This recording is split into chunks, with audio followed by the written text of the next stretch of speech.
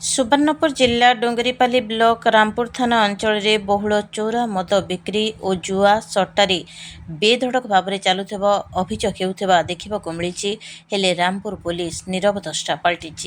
किछि मास पूर्व बरिहापड़ा केनाल खंडीपड़ा फार्मपड़ा तेलटेकरापड़ा गुड़िकर शताधिक महिला चोरा देशी विदेशी अपमिश्रित मद बंद करने को आंदोलन करआसुले सुधा एवं भी अनेक स्थान में अबाधरे चोरा मद बिक्री होता एवं चोरा मद व्यवसायी माने महिला को असदाचरण करी गालीगुलच करुवा अभियोग हो आसुछि। कोचिया मद बिक्री करुवा समस्त असाधु व्यवसायी घर को घर जाई अंतिम चेतावनी देइथिले और रामपुर थाना को मध्य जाई महिला माने असंतोष जाहिर करने सह तीव्र होहल्ला करथिले। पुलिस एने कठोर हेउ एवं दृढ़ कार्यानुष्ठान करू बोली सीधा सड़क ताकिद करथिले। जदि पुलिस एने आखि दृश्य पदक्षेप न निए तेबे आंदोलन आहुरी तीव्र एवं उग्र हेबा सह राजरास्ता को ओह्लाइबु तथा एसपी एवं जिल्लापाल पर्यंत अभियोग करी असाधु चोरा मद व्यवसायी को साबाड़ करिए बोली रोकठोक शुणाई देइछन्ति महिला माने।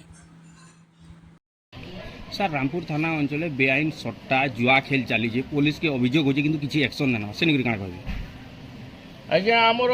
प्रत्येक एस ड्राइव स्पेशल ड्राइव चलुची आमर जेमिति नशामुक्त अभियान रे सोनपुर राज्यर 1 किंबा 2 नंबर हेबाकु जाउची आमे आपनकर अनुरोध रक्षा करी जुआ सट्टा